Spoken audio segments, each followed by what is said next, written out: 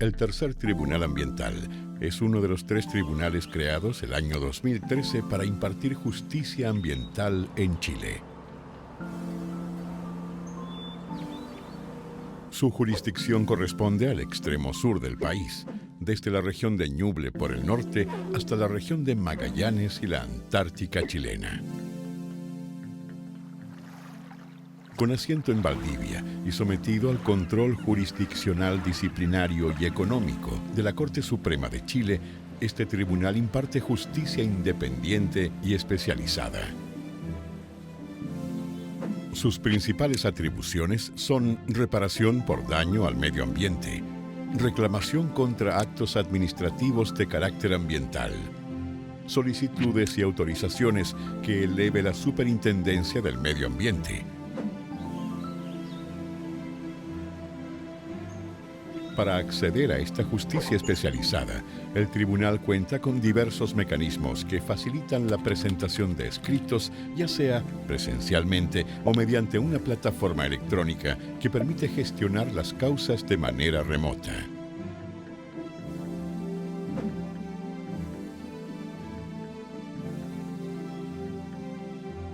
En cada tribunal existen 3 ministros titulares. 2 de ellos son abogados y 1 licenciado en ciencias. Asimismo, para el reemplazo de los titulares, la ley contempla 2 ministros suplentes, 1 licenciado en ciencias y el otro abogado. Esta composición mixta incide directamente en el alto nivel de especialidad del tribunal, pues la propia ley exige que sus sentencias no solo se fundamenten en derecho, sino también en una adecuada justificación técnico-ambiental, lo que se logra gracias a la integración de las ciencias ambientales, jurídicas y económicas. Tercer Tribunal Ambiental, República de Chile.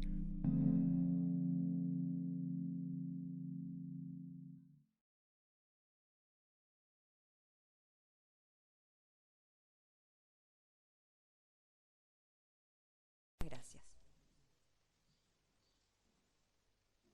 En nombre del ilustre Tercer Tribunal Ambiental de Chile, damos a ustedes la más cordial bienvenida a la celebración de su 6º aniversario de instalación en la ciudad de Valdivia. Saludamos cordialmente a las autoridades regionales, provinciales y comunales que nos acompañan esta mañana, así como a las personas que están siguiendo en Internet la transmisión en vivo de esta ceremonia a través del sitio web www.3ta.cl. El 9 de diciembre del año 2013 inicia su función jurisdiccional en la ciudad de Valdivia el ilustre Tercer Tribunal Ambiental, uno de los 3 tribunales ambientales creados en nuestro país, el que ha permitido resolver las controversias medioambientales que se han producido en las regiones del Ñuble, Biobío, de la Araucanía, de la región de los ríos, de los lagos, de Aysén, del General Carlos Ibáñez del Campo, de Magallanes y la Antártica chilena. En nuestro país, la labor de los tribunales de justicia está enfocada a generar confianza entre los ciudadanos y ciudadanas, fortaleciendo el Estado de Derecho y contribuyendo a la convivencia y la paz social. Para ello, cumple su función de administrar justicia de manera independiente, honesta, confiable y eficiente, bajo el concepto de servicio de calidad a las personas, donde priman el respeto, la no discriminación y el más amplio acceso a la justicia. Invitamos al ministro presidente del ilustre Tercer Tribunal Ambiental, señor Iván Hunter Ampuero.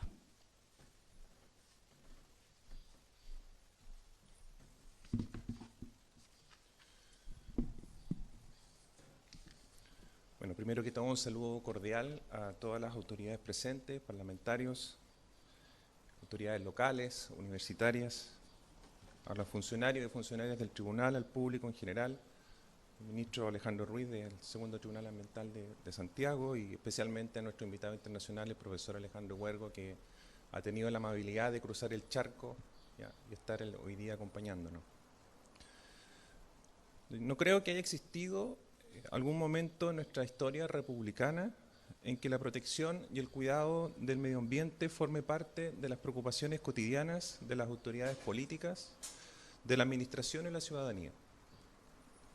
Los ciudadanos y la comunidad en general están cada vez más empoderados y informados y entienden que el medio ambiente sano es el soporte que permite la vida en sociedad y que el desarrollo económico solo es admisible cuando se realiza en compatibilidad con el resguardo del patrimonio ambiental.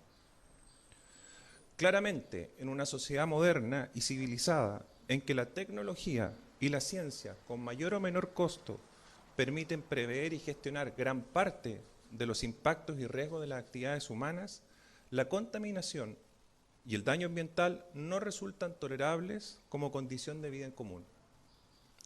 Para este objetivo no es suficiente contar con una regulación ambiental que permita situar las actividades antrópicas en estándares que hagan posible el desarrollo de la vida en sociedad. Resulta indispensable también tener una judicatura sólida, transparente, independiente y especializada. La creación de los tribunales ambientales ha sido un fenómeno que ha marcado, sin lugar a dudas, una verdadera revolución en el quehacer jurídico. Su carácter instrumental ha permitido vehicular los déficits regulatorios hacia el control jurisdiccional. En la medida que la regulación ambiental se estructura sobre la base de procedimientos administrativos especializados y tecnificados, se percibe una constante tensión en la toma de decisiones discrecionales.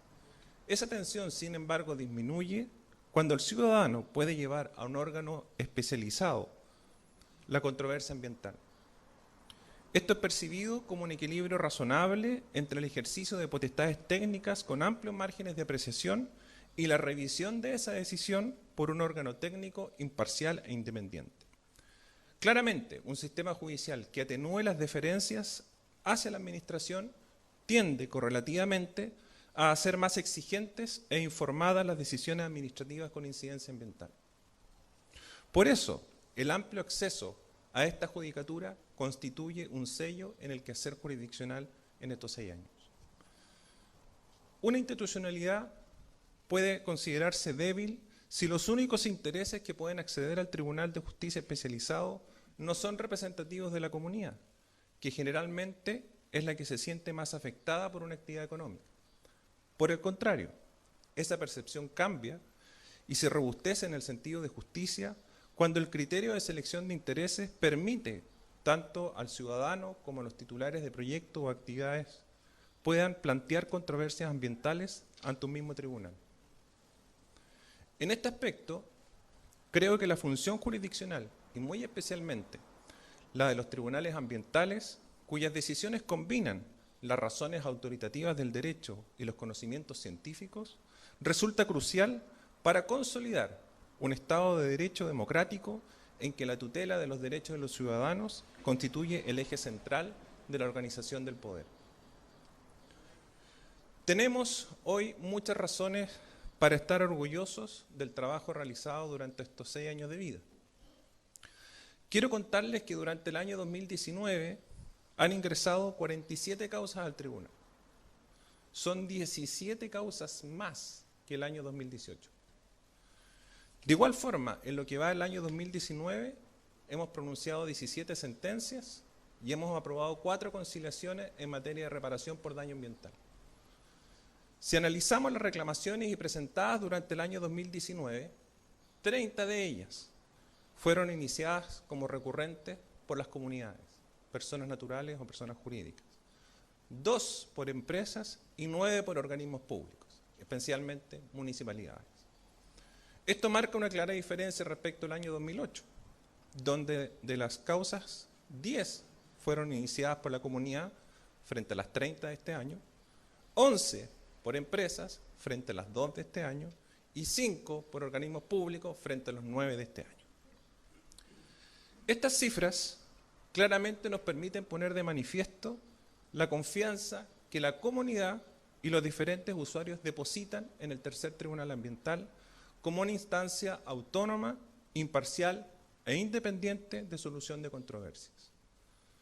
Paulatinamente, además, hemos trabajado y logrado exitosamente bajar los tiempos de tramitación y redacción de sentencias. Ministros, profesionales y funcionarios del tribunal estamos sumamente conscientes que la justicia no solamente debe ser de calidad, sino que además debe ser oportuna. Por eso, no hemos tomado en serio las conciliaciones en materia de reparación por daño ambiental, realizando un esfuerzo entre las diferentes disciplinas para diseñar y proponer bases de conciliación factibles técnica y económicamente, que permitan hacerse cargo del daño ambiental y de los impactos ambientales alegados. En lo que va del 2019 hemos logrado 4 acuerdos conciliatorios. Así, por ejemplo, en la causa D37-2018, donde un ciudadano interpone una demanda de reparación por daño ambiental en contra de la empresa Lácteos del Sur, se logró realizar una verificación integral del correcto funcionamiento de la planta de tratamiento de residuos líquidos y de las características del efluente. Se clausuró permanente y definitivamente la descarga sobre un estero o el pulmo y se prohibió de manera absoluta la descarga del efluente ante el riesgo de superar la norma de RIL.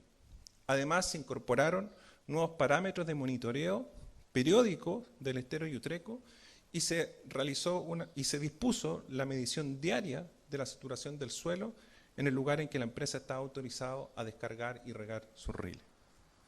Otra causa emblemática, la causa D32-2017, Ilustre Municipalidad de Panguipulli, con empresa de servicios sanitarios ESAL, se logró acordar la reformulación del proyecto de alcantarillado y tratamiento de aguas servidas de Panguipulli, de modo de minimizar las descargas de los aliviaderos de tormenta, junto con la instalación de un estanque de laminación con capacidad de 1000 metros cúbicos y la creación, inédita en nuestro país, de un humedal artificial que permitirá depurar las aguas mixtas antes de ser descargadas al lago Panguipulli. En el plano institucional, hemos continuado con nuestros boletines de sentencia, que reúne las sentencias dictadas en materia de reclamación y daño ambiental en el primer y segundo semestre del año 2019. Hemos lanzado el segundo concurso nacional de comentarios de sentencia destinado a estudiantes de pre y posgrado de las distintas universidades del país y realizamos la primera capacitación para funcionarios públicos y municipales de la macrozona, donde contamos con la asistencia de más de 115 personas de diferentes ciudades y comunas de la macrozona. Como institución jurisdiccional, no podemos estar ajenos a lo que sucede en nuestro país. No obstante, y tal como lo señaló la Corte Suprema en declaración de 11 de noviembre del 2019, este tribunal y cada uno de sus funcionarios y funcionarias desarrollará siempre las funciones con independencia, imparcialidad, prescindencia política, ecuanimidad y plena igualdad ante la ley y la justicia. Queremos que la confianza que nos ha dado la comunidad se mantenga en lo futuro.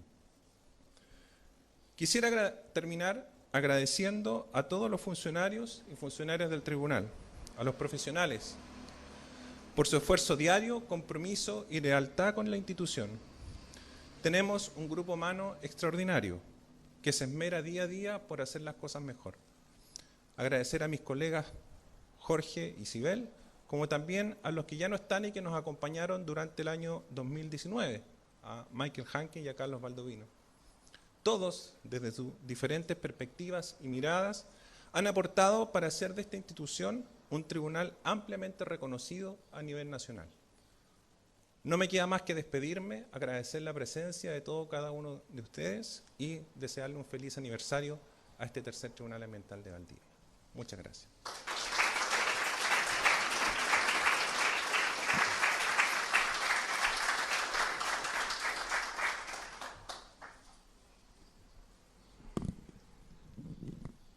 Agradecemos las palabras del ministro presidente del Ilustre Tercer Tribunal Ambiental, señor Iván Hunter Ampuero. En su sexto aniversario, el Tercer Tribunal Ambiental ha querido continuar con acciones que contribuyan a la discusión pública sobre la justicia ambiental. Esta mañana nos acompaña el doctor en Derecho y catedrático de Derecho Administrativo de la Universidad de Oviedo, señor Alejandro Huergo Lora. Dentro del derecho administrativo, el doctor Huergo ha trabajado sobre todos los temas relacionados con la contratación pública, el contencioso administrativo y el derecho sancionador. En el marco de la conmemoración del sexto aniversario del Tercer Tribunal Ambiental, el doctor Huergo dictará la charla magistral titulada «Las sanciones administrativas como instrumento para conseguir el cumplimiento de las normas». Invitamos al doctor Huergo a pasar adelante.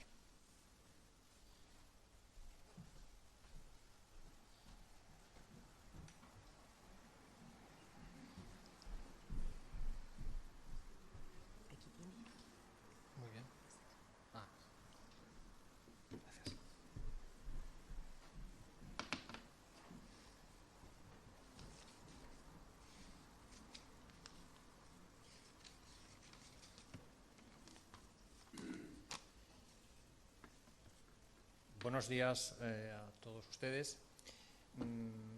Me gustaría que mis primeras palabras fueran para agradecer la invitación a participar en este acto.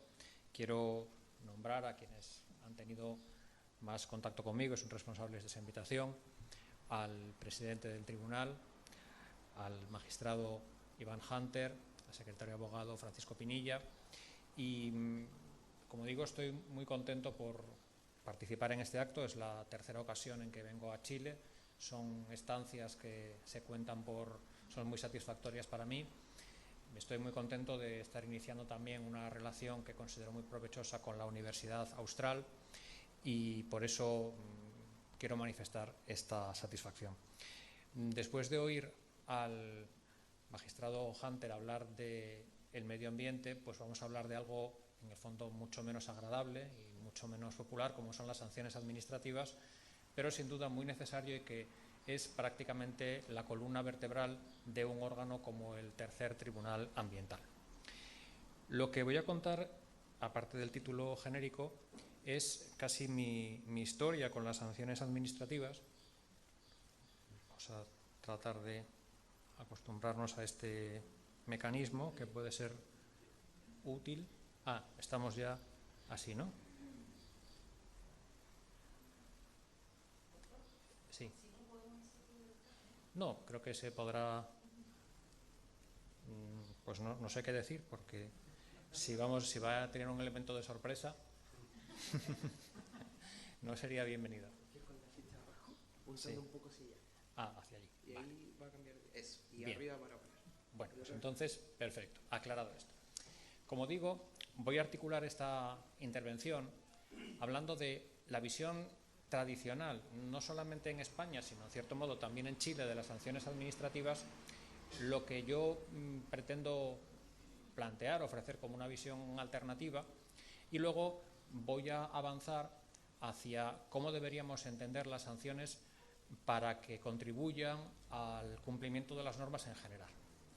Como digo, en España hay una construcción que se llama del ius puniendi, con la cual se intenta responder a una especie de objeción que se plantea siempre, que es la de por qué imponen sanciones la administración y no los jueces. O sea, parece que todo lo que sea la imposición de sanciones administrativas es una especie de usurpación. Deberían ser los jueces penales los que se ocuparan de ello. Lo que pasa es que como es casi imposible prescindir de las sanciones administrativas, porque digamos que iría contra el sentido de los tiempos que los jueces penales se ocuparan de todo, el Tribunal Constitucional ha dicho, bueno, pues ya que no podemos prescindir de las sanciones administrativas, si las sanciones administrativas tienen las mismas garantías que las penales, pues entonces da igual. Y esa es la tesis conocida como del ius puniendi, que entiendo que también en Chile ha tenido aceptación. Eso da lugar a que el derecho administrativo sancionador, pues más o menos se parece al penal, pero nunca es igual a él. De hecho, existe desde el primer momento la idea de que el derecho administrativo sancionador incorpora unas rebajas, unas llamadas matizaciones sobre el derecho penal. Por eso digo que al final el Tribunal Constitucional es el que hace el derecho administrativo sancionador caso a caso, decidiendo en cada cuestión en qué medida nos acercamos al derecho penal o nos quedamos por debajo, con el concepto de las famosas matizaciones, y el derecho administrativo sancionador doctrinal es una especie de línea de puntos que une todos esos hallazgos, todas esas decisiones del Tribunal Constitucional.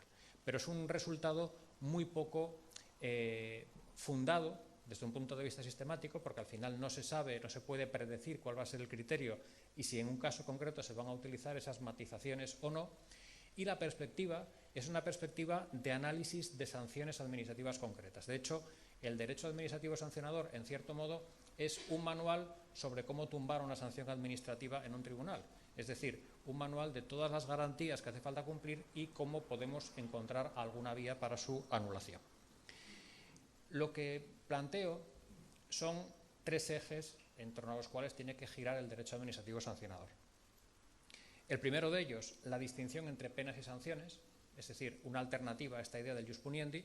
En segundo lugar, saber que no todas las decisiones administrativas perjudiciales para los ciudadanos o gravosas son sanciones. Y en tercer lugar, y como conclusión de esto, cuáles son las garantías que sí deben tener las sanciones administrativas. Como digo, a pesar de que podemos decir que las penas y las sanciones administrativas son lo mismo, la realidad nos enseña día a día que no. Evidentemente, no es lo mismo ser sancionado por una administración y acudir a un tribunal presentando un recurso que ser sancionado por un tribunal. Y sobre todo, en la práctica, todos los días estamos viendo que el impacto que en una persona o en una empresa tiene estar sometido a un proceso penal no es comparable al que tiene estar sometido a un procedimiento administrativo sancionador. En el caso de los políticos, por ejemplo, esto es claro. El estar investigado, imputado, acusado, normalmente excluye que tengan honorabilidad para ocupar un cargo público. No pasa lo mismo con las infracciones administrativas. Ahora mismo estamos viviendo en España, al hilo de un antiguo policía que se dedicaba a hacer labores de espionaje, como grandes empresas le habían pagado para que realizara determinados trabajos, según parece. Entonces, ese tipo de empresas estaban sometidas a investigaciones, por ejemplo, de competencia, administrativas, etcétera, y no les pasaba absolutamente nada, ni eso afectaba a la honorabilidad de sus dirigentes, pero el hecho de que aparezcan relacionadas con una investigación penal ya está llevando a dimisiones, a cambios, a una presión muy importante.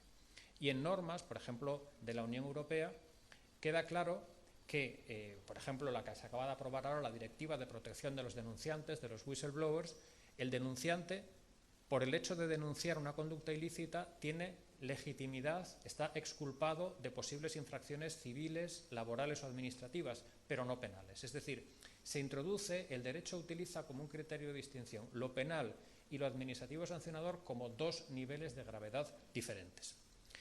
Naturalmente que el legislador tiene un amplio margen de configuración a la hora de decidir si una conducta la tipifica como infracción administrativa o como delito, pero eso tiene siempre sus límites. Cuando estamos hablando, por ejemplo, de la vulneración de derechos fundamentales, tiene que configurarlo como delito. Cuando hablamos, por el extremo contrario, de conductas de muy escaso valor punitivo, podría ser inconstitucional que las tipificara como delito. Por eso, como digo, existe una distinción. Son dos instrumentos diferentes que hay que coordinar. Y en este punto quiero hacer también una referencia al principio de proporcionalidad, que es lo que yo creo que nos da la clave de cómo podemos coordinar las penas y las sanciones administrativas.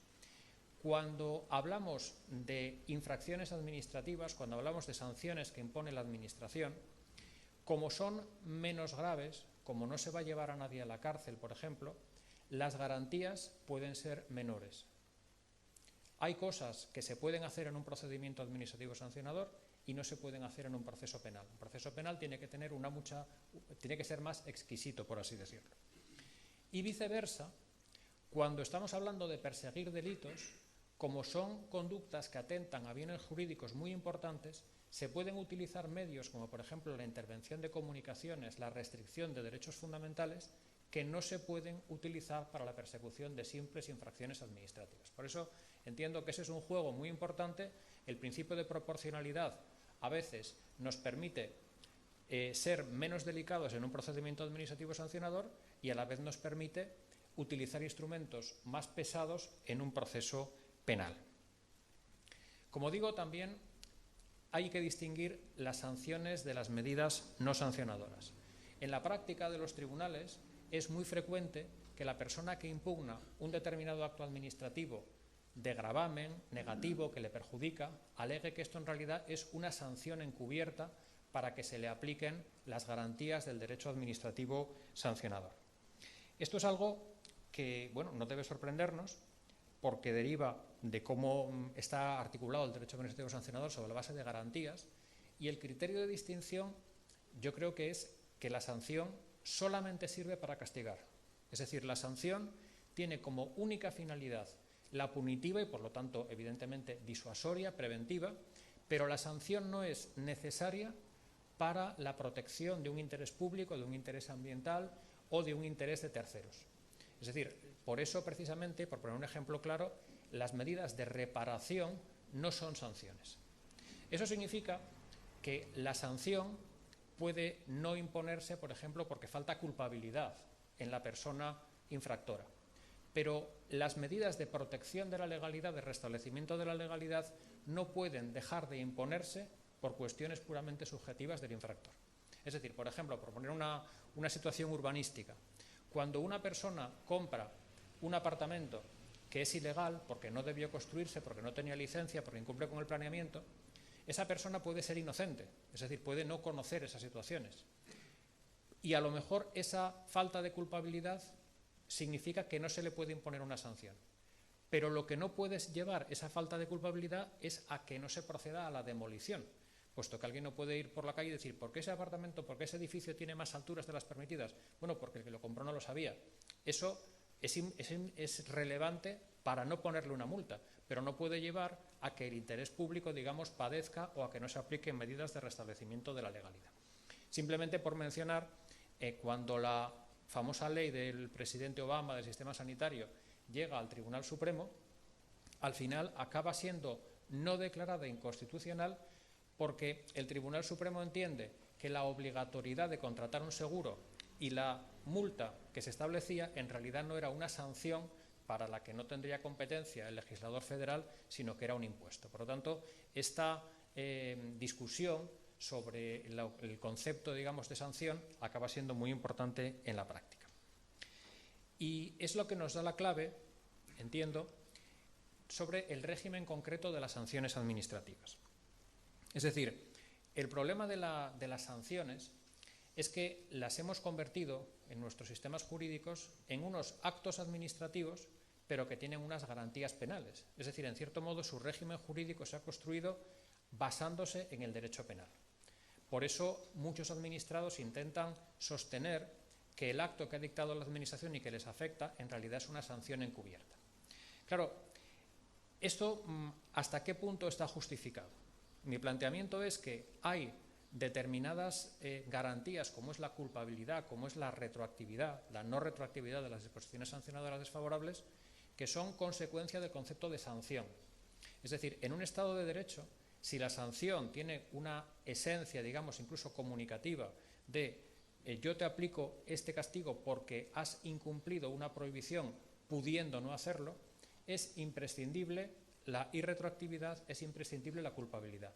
Pero hay otro tipo de garantías en cuanto a, por ejemplo, las garantías judiciales que existan, etcétera, que son garantías que el derecho penal ha ido estableciendo por la gravedad que tienen las penas, pero que no tienen por qué aplicarse necesariamente a las sanciones administrativas en todo caso. Es decir, hay que evitar, entiendo, un desajuste entre las garantías que tienen las sanciones administrativas y las garantías que tienen otros actos administrativos de gravamen, siguiendo, como digo, ese principio de proporcionalidad y esa idea de que hay que, de algún modo, establecer, coordinar las penas y las sanciones administrativas y establecer para cada una de ellas un régimen adecuado.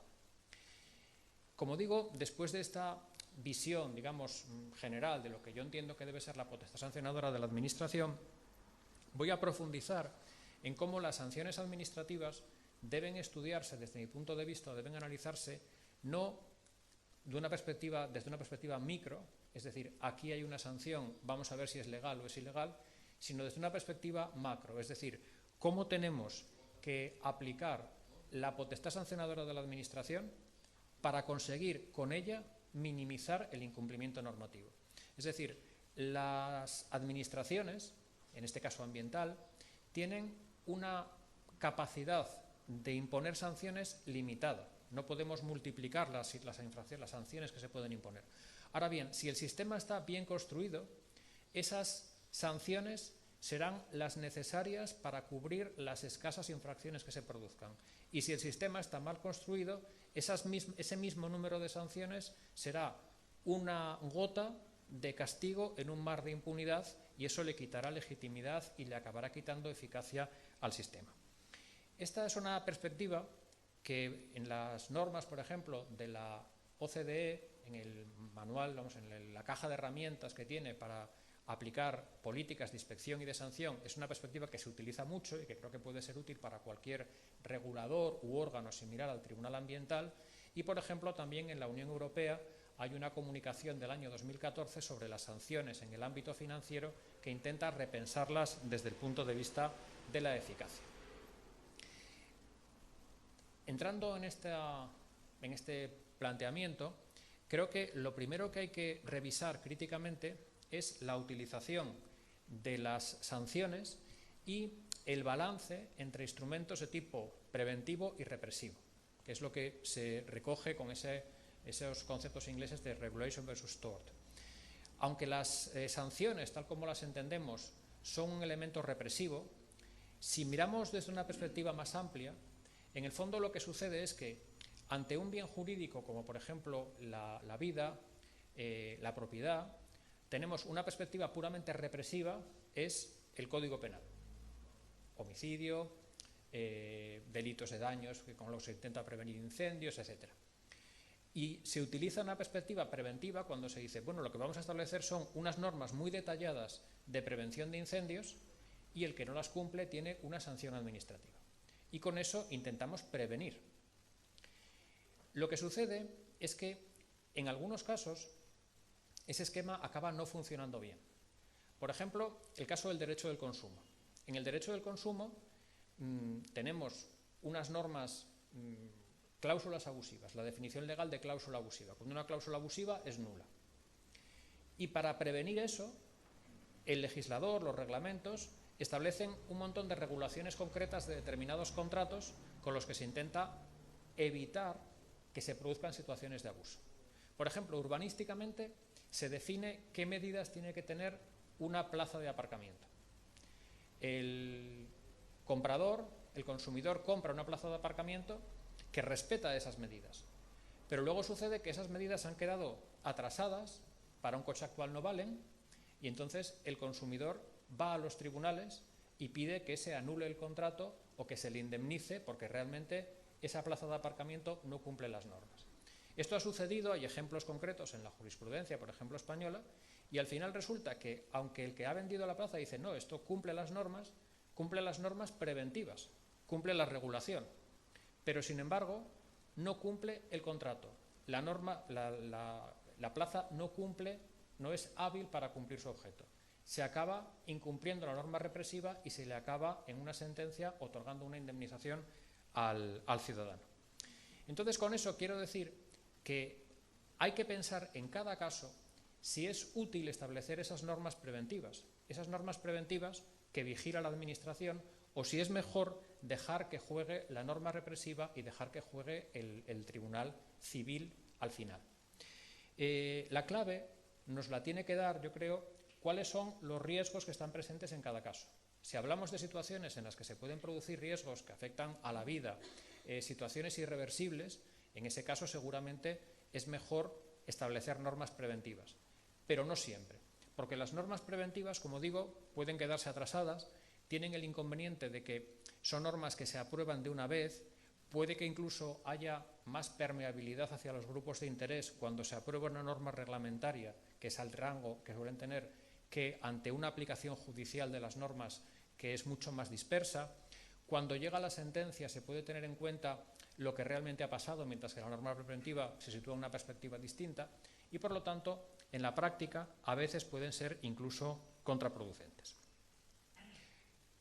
Muy cerca de este supuesto se encuentra el de la responsabilidad civil, de la responsabilidad por daños, que además en el Tribunal Ambiental tiene un gran protagonismo porque su papel respecto a la responsabilidad ambiental no es el papel de un tribunal que revisa lo que ha hecho la administración, sino al contrario es el tribunal que, al modo de un tribunal civil, decide a demanda de la administración cuál es, si se reconoce esa responsabilidad. Lo primero que hay que decir es que no se puede estudiar las sanciones administrativas sin tener en cuenta la responsabilidad civil, puesto que el efecto disuasorio de una sanción no tiene, o sea, es totalmente diferente en función de que esa sanción se añada a una responsabilidad civil o de alguna manera la sustituya. Por otro lado, en la práctica existen muchas cuestiones abiertas en torno a la articulación entre la responsabilidad civil y la responsabilidad sancionadora. Hay casos, y creo que el más interesante es el del derecho de la competencia, en los que una determinada conducta, o mejor dicho, las consecuencias económicas de una conducta, las consecuencias económicas, por ejemplo, de un acuerdo entre empresas, pasan a ser un ilícito civil y existe una obligación, una responsabilidad civil y una obligación de restitución solo porque previamente se han declarado una infracción administrativa. Es decir, En algunos casos, pero no en todos, la sanción administrativa es la llave para una posterior responsabilidad civil. Uno de los supuestos sería precisamente el del derecho ambiental. Entonces, cuando examinamos, por ejemplo, cuál tiene que ser el importe de una sanción, si la sanción es efectiva o no, si es disuasoria, pues tenemos que tener en cuenta esa perspectiva, porque la sanción en sí misma puede ser muy poco importante, y de hecho a veces se dice pues una sanción ridícula, ínfima, etcétera. No, pero es que si eso es la llave para una posterior responsabilidad civil, acaba siendo muy importante. Por otro lado, desde el punto de vista procedimental, ¿cómo se articula la responsabilidad civil y la responsabilidad sancionadora? Es decir, si es la administración la que puede, además de sancionar, imponer esa responsabilidad civil o no. Aquí hay distintos modelos. Desde luego el del Tribunal Ambiental es muy particular, en el sentido de que la responsabilidad ambiental no la puede decidir la administración, sino que la decide un órgano particular, como es el Tribunal Ambiental, que tampoco es un juez civil a instancia de la administración. En España estamos acostumbrados a que ese tipo de responsabilidades las decida la administración, lo que tiene el problema de que se plantea como una responsabilidad accesoria, como algo añadido a la responsabilidad sancionadora. Y puede haber casos en los cuales no se pueda sancionar o la sanción se anule por algún motivo y sin embargo sea necesario establecer la responsabilidad civil. Y tenemos otro supuesto y una polémica realmente ahora en España importante sobre si la administración, además de establecer la reparación del daño causado por el infractor, que es una especie de responsabilidad civil frente a bienes públicos o por el daño de bienes públicos, si la administración puede también ventilar en el acto administrativo la responsabilidad frente a terceros. Por ejemplo, en una cuestión de consumo, cuando el consumidor ha sufrido un daño económico por la aplicación de una cláusula abusiva, por ejemplo, si el consumidor, cuando denuncia en vía administrativa, puede obtener no solamente que se sancione con una multa al empresario, sino también que se le imponga la obligación de indemnizarle a él. Es decir, una cuestión de responsabilidad civil entre particulares. Eso es algo que normalmente despierta muchas críticas, mucha resistencia en la doctrina española, aunque es verdad que en 2015, en la nueva ley de procedimiento, yo creo que inadvertidamente se le dio luz verde. Entonces eso permite reabrir ese debate, que como digo, es importante para evitar que el consumidor tenga que asumir dos pleitos distintos o dos vías, una sancionadora y otra también de responsabilidad civil. Y luego hay otra cuestión también que es muy importante en la práctica en materia de derecho de la competencia sobre todo, y es en aquellos casos en los cuales tenemos una primera resolución administrativa sancionadora y después una vía civil para obtener la responsabilidad del infractor, si la resolución sancionadora produce efecto de cosa juzgada para los tribunales civiles. Es decir, si una vez que una autoridad de competencia ha dicho que se ha cometido una infracción, eso vincula a los tribunales civiles y, por lo tanto, ya no se puede discutir la cuestión. Eso en Chile, por ejemplo, en la regulación del daño ambiental está expresamente regulado entre tribunales. En materia de competencia hay una directiva europea de 2014 que lo dice expresamente, porque digamos que si no, esa fuerza de cosa juzgada o ese efecto vinculante de una decisión administrativa sobre una sentencia civil posterior podría ser incluso discutible. Otra de las cuestiones necesarias para que la potestad sancionadora no sirva simplemente para imponer sanciones, sino para conseguir el cumplimiento efectivo de las normas, es la colaboración de terceros. Como dice la OCDE en sus instrucciones, es necesario conseguir que el propio mercado, o sea, la presión del mercado, ayude a la administración a detectar las conductas infractoras. Frente a una visión tradicional que acentúa la idea de los inspectores, la administración no puede aplicar todo el ingente arsenal de infracciones que tiene tipificadas a base únicamente de inspecciones, sobre todo si estamos pensando en asuntos como el ambiental, en asuntos como el de la protección de datos, el de los algoritmos, etcétera, en los cuales la administración tiene muy poca información acerca de lo que sucede en el interior de las empresas, en el interior de las organizaciones. Es necesario, por ello, establecer un sistema de incentivos que lleve a que otras personas distintas de la administración estén también interesadas en conseguir que se impongan sanciones.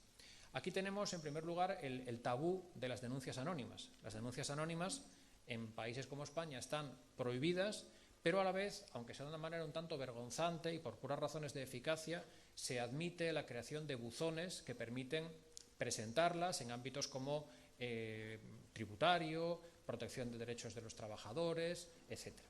Y de hecho, la nueva Directiva Europea sobre protección del denunciante permite claramente que se establezca la vía de la denuncia anónima. Después está la vía de la protección de los denunciantes. La protección de los denunciantes, que como digo, ahora mismo tenemos esta directiva encima de la mesa, en cierto modo es un sucedáneo de la denuncia anónima. Es decir, solamente porque la denuncia no es anónima, el denunciante corre un peligro, y entonces hay que establecer medidas de protección. Medidas de protección que, por lo menos en ordenamientos como el nuestro, van a tener consecuencias, como por ejemplo el sacar la denuncia del expediente administrativo. Es decir, la protección de la identidad del denunciante en el sentido de obligar a la Administración a no comunicar sus datos a la otra parte, salvo en la vía judicial y cuando sea necesario para proteger el derecho de defensa.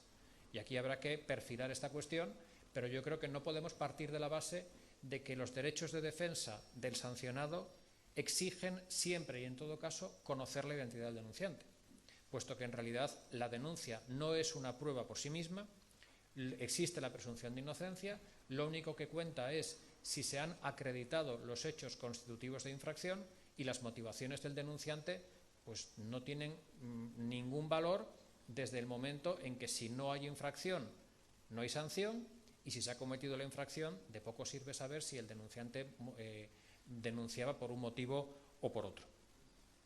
Para que el denunciante pueda haber reconocido esos derechos tiene que poder presentar recurso contra las decisiones de archivo de la denuncia, que es una cuestión que en la práctica también ha dado lugar a muchísima discusión. Y luego hay otro tema que yo creo que hay que poner encima de la mesa, que es el de la posibilidad de que alguien gane dinero con las denuncias, es decir, el sistema de incentivos. En Estados Unidos, por ejemplo, ya desde hace más de un siglo funciona esta ley de False Claims Act, que lo que hace es que quien denuncia una conducta, por ejemplo, de un contratista de la Administración que ha engañado y que ha dado lugar a que la Administración le pague más de lo legal, de lo justo, si la Administración recupera dinero gracias a esa denuncia, una parte va al bolsillo del denunciante. Entonces, esto evidentemente incentiva que desde dentro de las empresas se denuncien estas conductas.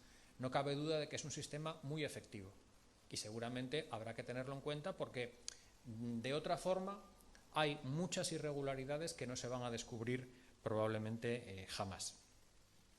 También quiero hacer referencia a la posibilidad de que junto a las sanciones administrativas y para dotarlas de más eficacia se introduzcan medidas accesorias.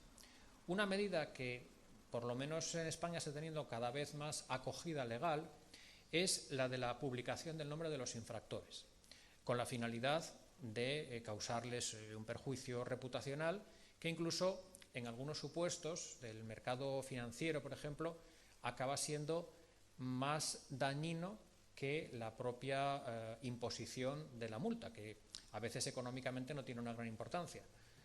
Ha habido casos notorios, por ejemplo, en materia de información privilegiada, en los cuales la publicación de la sanción pues, contribuye a que sea embarazosa la situación de determinados personajes públicos, e incluso hay personas, pues lo he visto en la práctica, que son capaces de recurrir y de pleitear mucho más para evitar la publicación que para no pagar la multa. Esa publicación, el problema que sucede en jurídico, el problema jurídico que se plantea, es que a veces el legislador no es consciente de que ella misma es una sanción y que por lo tanto debe tener las garantías de las sanciones administrativas por una parte y también las garantías de la protección de datos por otra, porque evidentemente esa es una doble perspectiva que no podemos perder de vista. En ese sentido, en las directivas europeas que regulan la publicación del nombre de los infractores, casi siempre se introduce un test de proporcionalidad, es decir, del mismo modo que el importe de la multa tiene que graduarse en el caso concreto, la decisión de publicar o no el nombre del infractor también tiene que valorarse en cada caso, porque a veces puede ser inadecuado. Entonces, cuando el legislador regula la publicación de forma automática, pues eso no es correcto, no es coherente con con las garantías del procedimiento sancionador. Y también yo creo que es preferible la publicación en registros administrativos online, la publicación puede ser temporal, que la clásica publicación en un periódico oficial, aunque sea en un periódico oficial online, porque esa última publicación es una publicación permanente. Y entiendo que las sanciones administrativas no deben ser permanentes y que los derechos que reconoce la legislación de protección de datos van siempre exigiendo una temporalidad en el tratamiento de los datos y una posibilidad de rectificación que en ese caso es prácticamente imposible. Y también es importante otro tipo de medidas, como por ejemplo las prohibiciones de contratar. Las prohibiciones de contratar son medidas que son más eficaces que las sanciones en algunos casos, porque para una empresa, por ejemplo, para una empresa que comete una infracción ambiental o de derecho de la competencia, es más dañino verse imposibilitada de acudir a nuevas licitaciones que pagar una multa. Entonces, aquí hay un debate muy importante también sobre si tienen naturaleza de sanciones o no esas prohibiciones de contratar, porque de ello depende, por ejemplo, algo tan importante como la posible aplicación retroactiva de esas prohibiciones de contratar. Y pongo un ejemplo concreto. Hay una prohibición de contratar que dice que quien ha sido sancionado en firme por una infracción de derecho de la competencia no puede contratar con la Administración durante 3 años. Cuando entra en vigor esa prohibición de contratar, supongamos el año 2017. ¿Esto qué significa? Que a partir de 2017 le aplicamos esa prohibición de contratar a los que han sido sancionados en los años anteriores por prácticas anticompetitivas, siempre que no haya prescrito la sanción, por supuesto, o que tenemos que esperar a que alguien cometa una infracción de derecho de la competencia después de 2017, se le descubra, se le ponga una sanción de derecho de la competencia y por lo tanto retrasamos hasta 2020 o 2021 o 2022 la aplicación de esa prohibición de contratar. Se han defendido las dos posturas. En la práctica se ha impuesto, por lo menos en España, la más prudente, digamos, de la no retroactividad, pero esto es discutible, porque si entendemos que la sanción por una conducta contraria a la competencia es la multa y que esto es una medida de autoprotección de la Administración, entonces podríamos perfectamente decir que se puede aplicar retroactivamente. Les pongo un ejemplo también tomado de la legislación positiva. Hace pocos años se implantó la exigencia para las personas que van a trabajar con menores, en el ámbito educativo, etcétera, de una especie de certificado negativo de que no han tenido ningún tipo de problema penal relacionado con menores. Bueno, por razones evidentes. Esta es una medida que lógicamente excluye a estas personas de trabajar con menores, pero no es una sanción, porque no se impone para castigar al que ha cometido un delito con menores, sino para defender a los menores, lógicamente. Por eso se puede aplicar retroactivamente, porque de lo que se trata es de proteger al menor. Entonces, si yo en 2017 tengo establecida esa norma, la aplico también a los que han cometido delitos con menores con anterioridad. Parece bastante claro. Entonces, esa misma lógica se puede aplicar a las prohibiciones de contratar. Lo que pasa es que habría que ver en cada caso concreto, porque hay veces que la prohibición de contratar claramente es una norma de autoprotección de la Administración, mientras que en otras ocasiones realmente se puede descubrir que la finalidad es más sancionadora, cuando lo que se persigue no es que, digamos, contratar con alguien que ha cometido un delito ambiental sea más peligroso. A lo mejor esa empresa no va a incumplir el contrato. Lo que queremos es disuadirle todavía más de cometer delitos ambientales. En esos casos sí podemos hablar de una finalidad sancionadora en la prohibición de contratar y habría que aplicar las garantías de las sanciones administrativas. Hay otra vertiente también muy importante para conseguir esa efectividad en las sanciones, que es, junto a las medidas puramente represivas, las medidas de tipo positivo. Medidas de tipo positivo combinadas con las sanciones, es decir, de lo que se trata es de evitar, como digo al final, la perspectiva tradicional es, bueno, yo tipifico una infracción, establezco una sanción y, bueno, el administrado, digamos, corre el riesgo. Pero con las medidas de impulso positivo, lo que intentamos es adelantar la barrera y tratar de que el ciudadano, además de, en este caso la empresa, porque están pensadas más para ese ámbito, la empresa, además de evitar ser capturada, tenga que acreditar desde el primer momento que está haciendo lo necesario para cumplir para no cometer la infracción. Por eso hay técnicas como la auditoría, es decir, exigir la presentación de auditorías en la que de alguna manera se certifica que no se está cometiendo la infracción. Eso evidentemente facilita mucho la labor controladora de la administración. Las técnicas de cumplimiento, que es otra vertiente de lo mismo, es decir, que se exija que dentro de la empresa haya un departamento que esté garantizando en todo momento la aplicación de medidas preventivas de infracciones. Y eso, de alguna manera, con la contrapartida de que si después se comete una infracción, la persona jurídica de alguna manera va a tener menor responsabilidad si acredita que había establecido esas medidas de cumplimiento de manera seria. O también la exigencia de la obtención, digamos, voluntaria de certificaciones de que se siguen buenas prácticas, y que de alguna manera eso impida o que garantice de antemano que se pueden realizar o que no se están cometiendo infracciones. Si no, como digo, estaríamos en una situación de pura, digamos, estrategia en la cual la empresa asume el riesgo de cometer la infracción. Y hay un dato que es muy importante, y es que el ordenamiento jurídico no puede, de alguna manera, facilitar o no puede permitir que a la empresa le resulte beneficioso asumir ese riesgo. Por eso, cuando se tipifica o cuando se analiza la proporcionalidad en cuanto al importe de las sanciones, yo creo que es muy importante tener en cuenta cuál es ese riesgo. Es decir, a veces la sanción tiene que ser muy dura y eso no va contra el principio de proporcionalidad porque es la única forma de atacar una posible infracción y la única forma de disuadir a la empresa de que decida asumir el riesgo de cometer la infracción. Por eso yo creo que esta es una perspectiva importante a la hora de analizar el principio de proporcionalidad. También quiero hacer referencia a medidas de transparencia. Esta es algo que está muchas veces pendiente.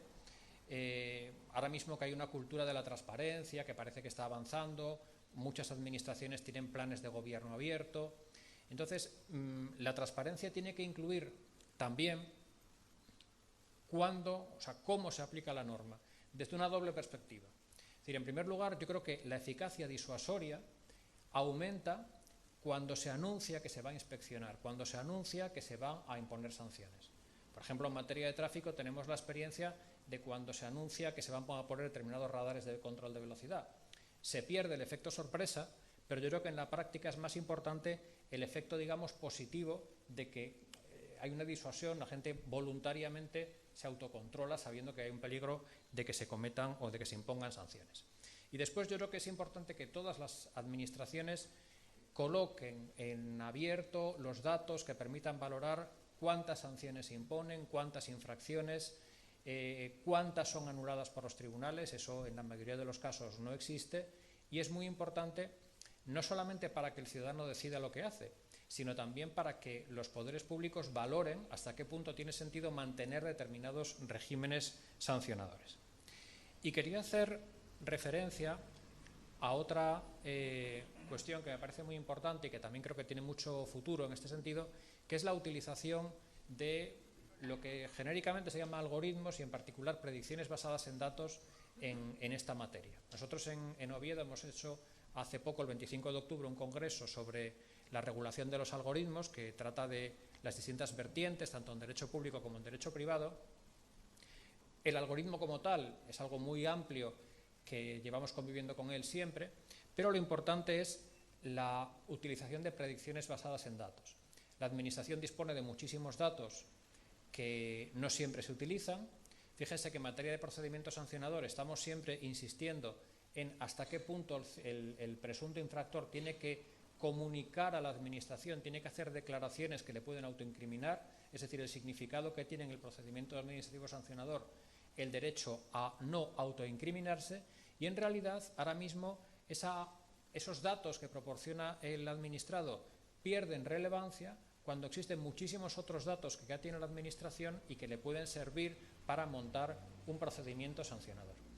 Entonces, aunque es verdad que esas predicciones basadas en datos, o sea, esa aplicación concreta de los algoritmos que consiste en utilizar datos para alcanzar una predicción, eso no puede servir para imputar una infracción, eso no es una prueba en un procedimiento administrativo sancionador, esto es muy importante, pero a la vez sí que puede servir como una especie de denuncia, es decir, como una vía que permite a la Administración colocar, o sea, saber dónde tiene que buscar, dónde puede haber una infracción y en ese sentido le sirve para iniciar un procedimiento sancionador. Eso es algo, una vía que se tiene desde luego que explorar y que yo creo que desde el punto de vista jurídico tampoco plantea demasiados problemas, tampoco tenemos, digamos, que rasgarnos las vestiduras, porque en el fondo, lo primero, no está sustituyendo a una prueba, es decir, esa predicción basada en datos nunca sirve para fundar una resolución sancionadora y, en segundo lugar, las decisiones, por ejemplo, de iniciación de procedimientos o las decisiones de dónde inspecciono, decisiones para las que sí que pueden servir esas predicciones basadas en datos, en realidad eran decisiones que hasta ahora se toman muchas veces de manera no jurídica, es decir, no hay que razonar, no hay que fundamentar por qué se realiza una inspección en un momento determinado. Por lo tanto, no hay, creo que, incurrir en un alarmismo excesivo en esta materia.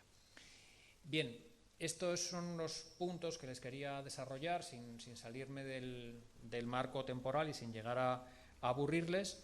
Y, como digo, agradezco mucho su atención y la posibilidad de participar en este acto. Muchas gracias.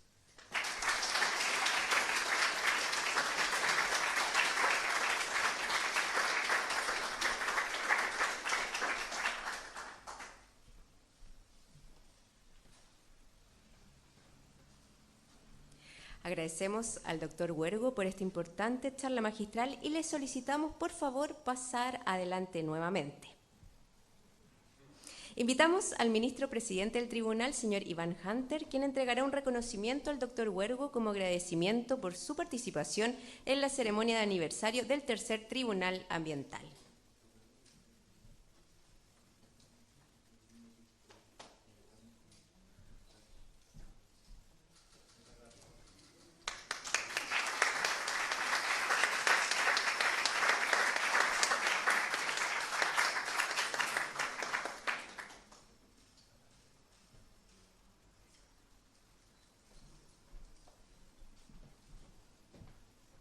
Reiteramos el agradecimiento al doctor Huergo y a todos quienes han seguido su charla magistral a través del sitio web del tribunal www.3ta.cl. Agradecemos también especialmente a las autoridades e invitados especiales que nos han acompañado esta mañana y a continuación les invitamos a compartir un café en el primer nivel de la Casa Luis Oyarzún. Muchas gracias a todos y todas por su asistencia y tengan muy buen día.